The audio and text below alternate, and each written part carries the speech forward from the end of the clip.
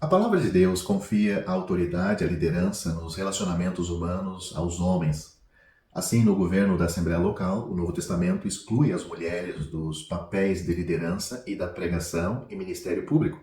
Em vez disso, as chama para servir em tarefas igualmente importantes, mas complementares.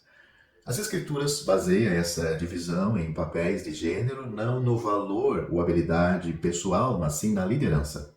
Um princípio fundamental que Deus constrói em tudo que Ele faz. O termo hierárquico, cabeça, no hebraico rosh, eu vou colocar aí no vídeo o termo hebraico, para que você veja pelo menos, e grego, kepale, descreve o que está em primeiro lugar. Liderança pode ser confundido com senhorio. Então observe a seguinte distinção. Senhorio é sobre propriedade. Liderança é sobre ordem, autoridade. Senhorio é poder, liderança é posição. Senhorio é regra, liderança é ordenação. Tanto um senhor quanto um líder ou chefe assume o papel principal, entre outros. Um senhor exerce a força para subjugá-los ou submetê-los. Uma liderança recebe a autoridade para liderá-los. Os que estão sob o domínio devem se curvar, mas os que estão sob a liderança se submetem voluntariamente, reconhecendo a responsabilidade localizada em sua chefia para liderá-los e inspirá-los. Percebeu a diferença entre chefia e liderança? Entre senhorio e liderança?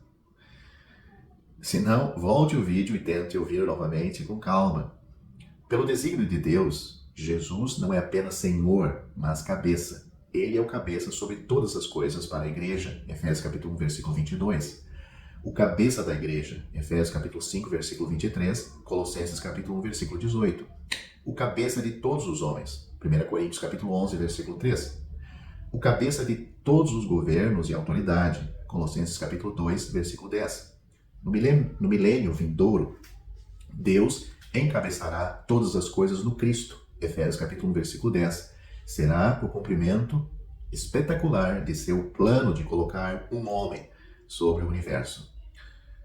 Leia com cuidado Gênesis capítulo 1, versículo 26, Salmos capítulo 8, versículos 5 e 6 e Hebreus capítulo 2, versículos 8 e 9.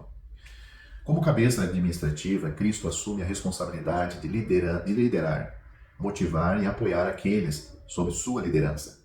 Como a cabeça orgânica, ele assume o encargo de santificar, nutrir e cuidar de seu corpo, que é a igreja. Efésios capítulo 5, do versículo 25 ao 33. Todas as lideranças menores sob a liderança de Cristo, finalmente, o honram. Então, a liderança é imensamente preciosa para Deus. Embora o Senhor Jesus seja infinitamente maior do que as criaturas sob sua liderança, o próprio conceito de liderança nunca requer superioridade pessoal. Liderança é liderança funcional. A Bíblia revela tal hierarquia dentro da Trindade. Embora o Pai, o Filho e o Espírito Santo sejam iguais em ser e em glória, o Filho se submete ao Pai e o Espírito se submete ao Pai e ao Filho. Leia com cuidado 1 Coríntios capítulo 11, versículo 3, o Evangelho de João, capítulo 14, versículo 26, e no capítulo 15, versículo 26. Uma vez que a cabeça de Cristo é Deus, como temos em 1 Coríntios, capítulo 11, versículo 3, a submissão à liderança não pode envolver inferioridade.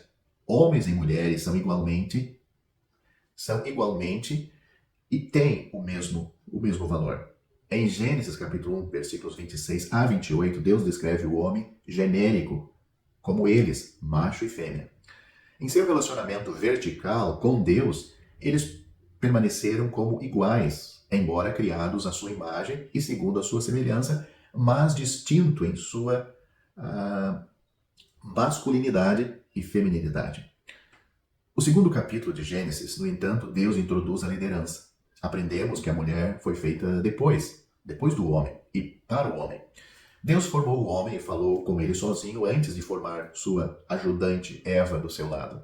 Assim, em seu relacionamento horizontal, um com o outro, o macho e a fêmea são desiguais em função. Deus atribuiu a liderança a Adão e o papel de ajudadora a Eva. Embora o domínio deles fosse uma parceria, a responsabilidade por esse domínio era apenas do homem.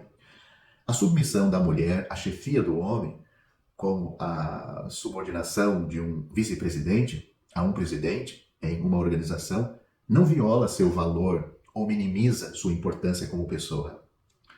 Satanás, sem surpresa, odeia a liderança e a mina sempre que pode, pois foi isso que ele fez, e temos a profecia disto em Isaías capítulo 14, versículos 13 e 14. Ele derrubou a liderança no jardim, isolando Eva de Adão, Gênesis capítulo 3, versículos 1 ao 7, e as consequências trouxeram o pecado ao mundo, Romanos capítulo 5, versículo 12. Hoje, Deus chama seu povo para restaurar e manter a ordem original da criação, praticando a liderança, não apenas em casa, mas também na assembleia local. Ao se submeterem inteligente e voluntariamente à chefia masculina, as mulheres podem honrar a Cristo de uma maneira ordenada apenas para elas. Nas reuniões da Assembleia Local, comunicamos essa liderança por liderança e ensino masculino e a cobertura feminina e o silêncio das mulheres. Leia com atenção 1 Timóteo capítulo 2, do versículo 12 ao 15, 1 Coríntios capítulo 11, do versículo 2 ao 16 e no capítulo 14, do versículo 33 ao 35. Quando os homens agem como homens e as mulheres como mulheres, eles retratam a relação de Cristo com seu corpo e deleitam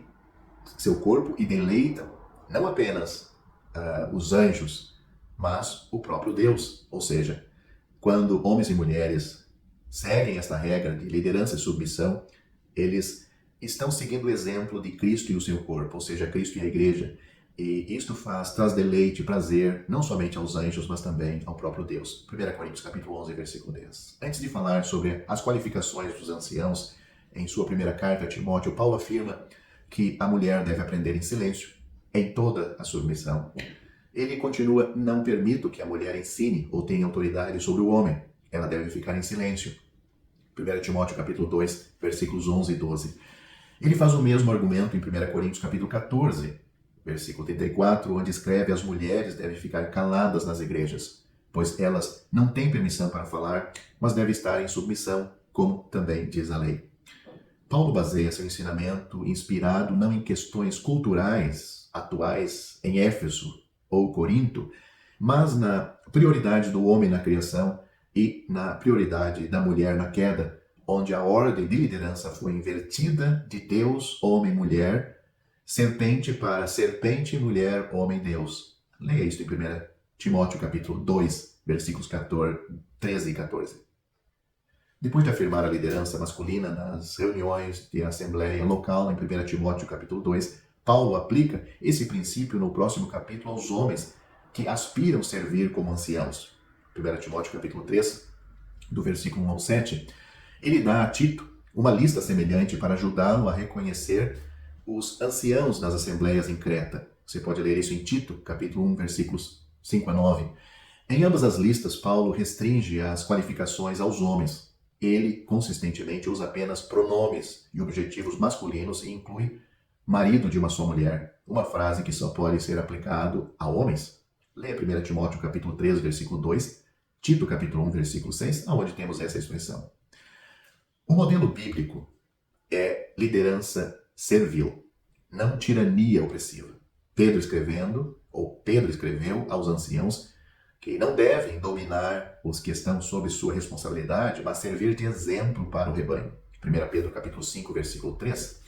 Os anciãos devem, no entanto, ensinar e exercer autoridade sobre o rebanho, funções de liderança designada por Deus para os homens.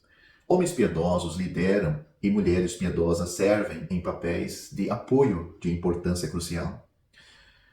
Ensinar papéis de gênero para homens e mulheres se chocam com o igualitarismo ou igualdade que agora prevalece no mundo ocidental em alguns círculos pseudos cristãos, temendo represálias do Estado e cedendo à pressão feminista. Até mesmo grupos cristãos conservadores estão agora abertos a reinterpretar as declarações claras das Escrituras sobre os papéis de gênero. Nesta era da mídia de massa, essas opiniões da moda e esquisitices hermenêuticas inundaram o mundo evangélico e estão se infiltrando por toda parte da cristandade. Os igualitaristas anunciam Gálatas capítulo 3, versículo 28 como seu manifesto e é a última palavra sobre o assunto.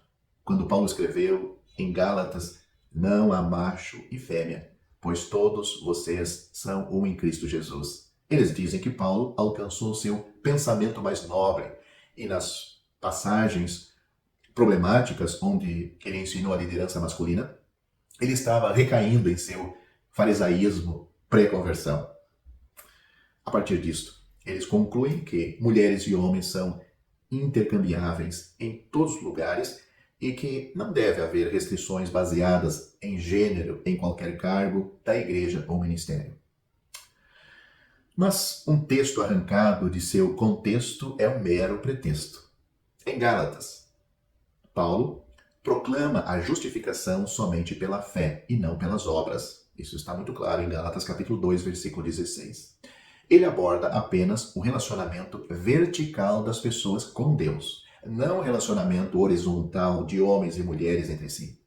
Paulo está falando da posição celestial em Cristo, de cada pessoa salva pela graça de Deus, mediante a fé em Cristo, não de homens e mulheres em sua condição terrena, em uma família ou em uma assembleia local.